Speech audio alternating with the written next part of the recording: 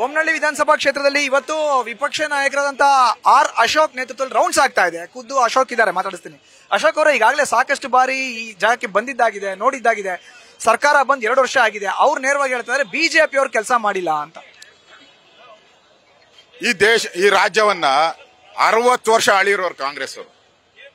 60 ವರ್ಷ ಬೆಂಗಳೂರು ಮೇಯರ್ ಇದ್ದವರು. ಇಲ್ಲಿ ನಾವಿದ್ದಿದ್ದು 9 ವರ್ಷ. ನಾವು ಕೊಟ್ಟಿದ್ದ ಹಣ 1600 ಕೋಟಿ ಹಣವನ್ನ ಸ್ಟಾಮೋಟರ್ ಡ್ರೈನ್ ಮಾಡಕ್ಕೆ ಹಣ ಕೊಟ್ಟು ಟೆಂಡರ್ ಕರೆದು ಕೆಲಸ ಪ್ರಾರಂಭ ಮಾಡಿದ್ರೆ ಈ ಮನೆಯಾಳ ಕಾಂಗ್ರೆಸ್ ಬಂದು ಎಲ್ಲವನ್ನ ಸ್ಟಾಪ್ ಮಾಡಬಹುದು. ಅದೇನಾದ್ರೂ ಮಾಡಿದ್ರೆ 1600 ಕೋಟಿ ಇವತ್ತು ಈ ಫ್ಲಡ್ ಆಗ್ತಾನೆ ಇರಲಿಲ್ಲ, 80% ಆಗ್ತಾನೆ ಇರಲಿಲ್ಲ. ಹಣನ ನುಂಗಾಕ್ಬಿಟ್ರು. 1 ನಯಾ ಪೈಸೆ 2 ವರ್ಷದಿಂದ ಬೆಂಗಳೂರು ಅಭಿವೃದ್ಧಿಗೆ 1 ನಯಾ ಪೈಸೆ ಹಣ ಕೊಟ್ಟಿಲ್ಲ.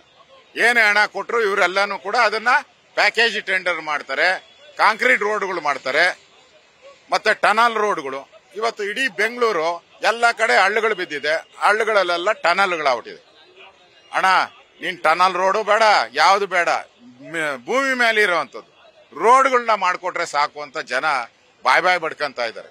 ನೀನ್ ಟನಲ್ಲು ಬೇಡ, ಪನಲ್ಲು ಬೇಡ, ಬೇಕಾಗಿರೋದು ರಸ್ತೆಗಳನ್ನ ರಿಪೇರಿ ಮಾಡಿ ಓಡಾಡಕ್ಕೆ ನ್ಯಾಯವಾಗಿ ನಮ್ಮನ್ನ ಬಿಡಿ, ಬದುಕಕ್ಕೆ ಅವಕಾಶ ಮಾಡಿ ಅಂತ ಬೇಡ್ತಾ ಇದ್ದಾರೆ.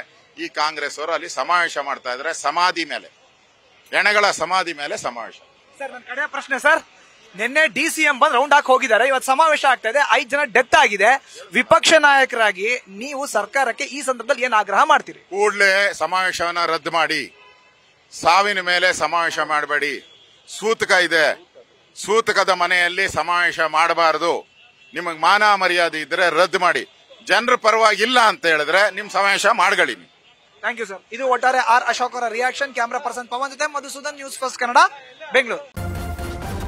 ನ್ಯೂಸ್ ಫಸ್ಟ್ ನಿರ್ಭೀತಿಯಿಂದ ನಿಮ್ಮ ಪರವಾಗಿ.